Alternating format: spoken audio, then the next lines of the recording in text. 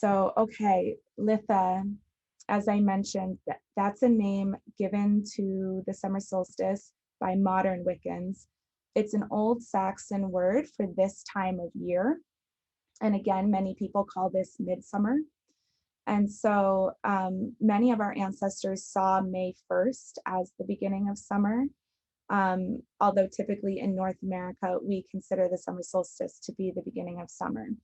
So it's kind of, you could make of that what you will.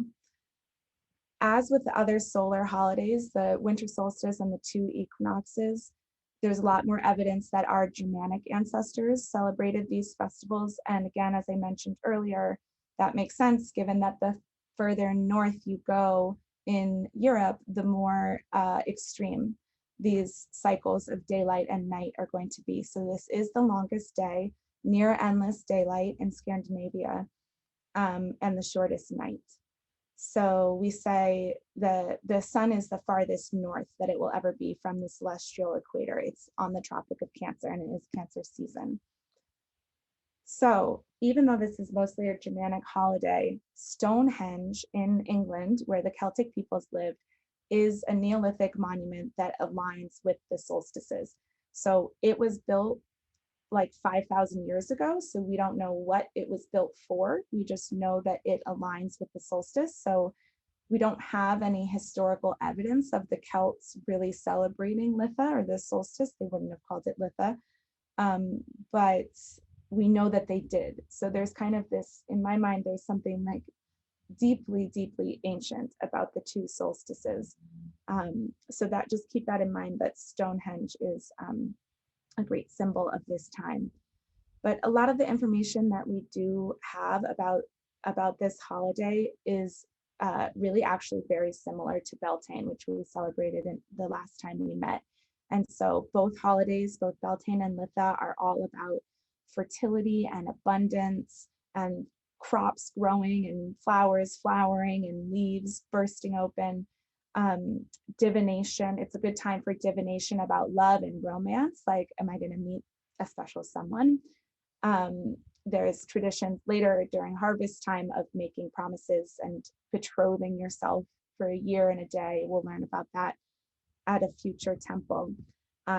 So both Beltane and Litha are fire-centered festivals, torch-lit processions going through town, all-night bonfires where young people are like jumping over the fire and receiving its magical protections, and infertility rituals and these kinds of things that we talked about at Beltane are still relevant now. So again, thinking about the metaphorical level, it's like, you know, what are you passionate about? Like, what are you longing for? What are you really hoping on a deep level to see grow in your life?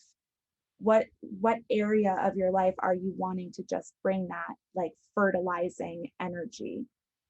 Where do you want to bring that in?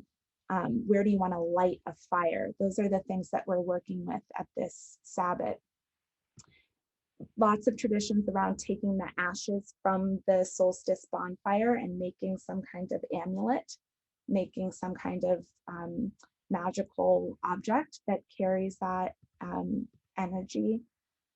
There are traditions of creating a sun wheel, taking a wagon wheel or a barrel or a ball of hay and then lighting it on fire and pushing it down a hill into a body of water.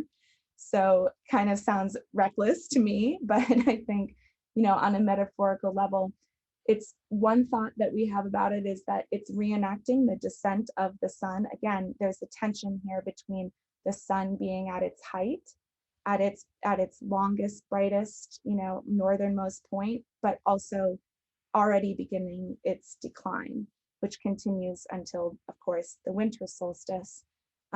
There's that, and then there's also a lot of evidence of the like interplay of water and fire, like the interplay of the sun's heat heating the body of the earth and making the crops grow, but also the great necessity for rain and for moisture to keep that balance, and the risk, of course, that our agrarian ancestors would have feared every year of drought.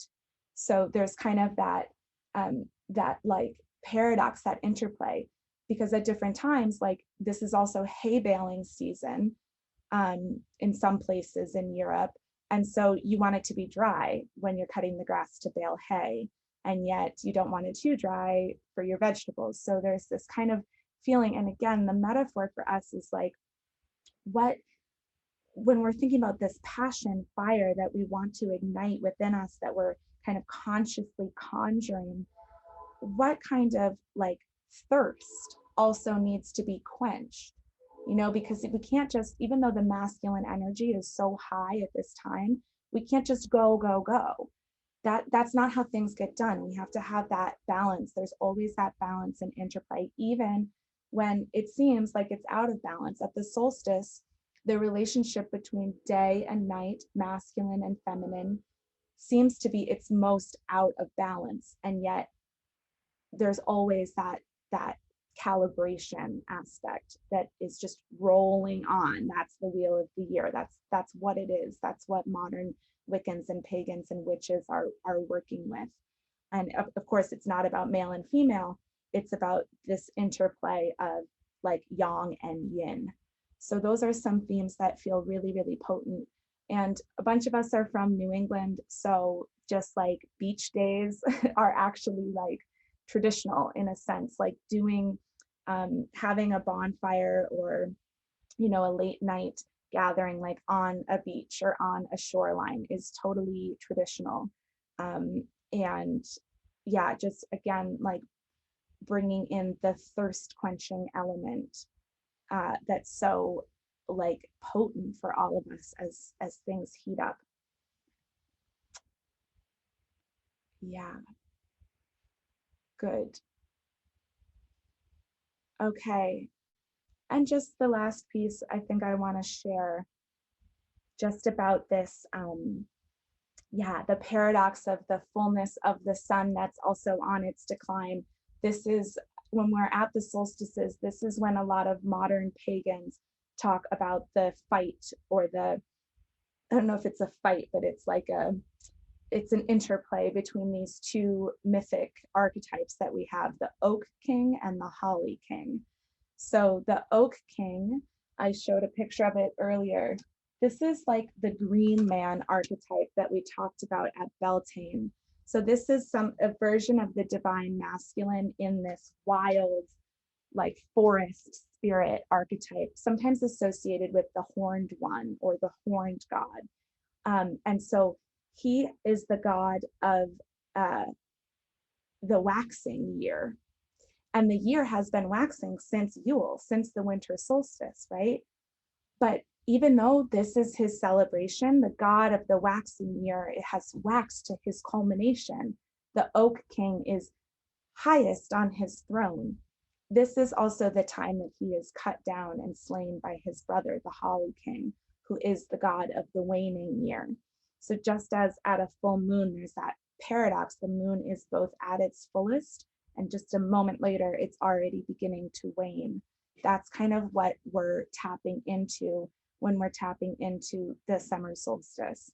So again, thinking about the goals that we might have for ourselves, and the spark of passion, the fire that we're trying to ignite in whatever part of our life, there's also that, you might call it like the death in life aspect of things.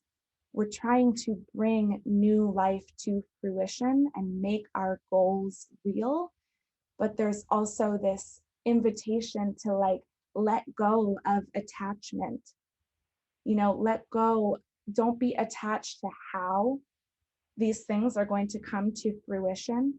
Like give it up to the universe, because everything is happening in an ebb and flow. Ceaseless change is all there is in this universe. So it's an invitation not to hold so tightly. And we all know how that feels, actually, because we were all school children once. We all know intuitively that summer solstice is when school's out for summer, and there's that feeling like right off the bat that it's already going too fast, you know, and that it's slipping between your fingers like sand. And so this is just an invitation to really like find some kind of peace with that reality, that everything always changes, and that your goals and your heart's desire is actually a moving target.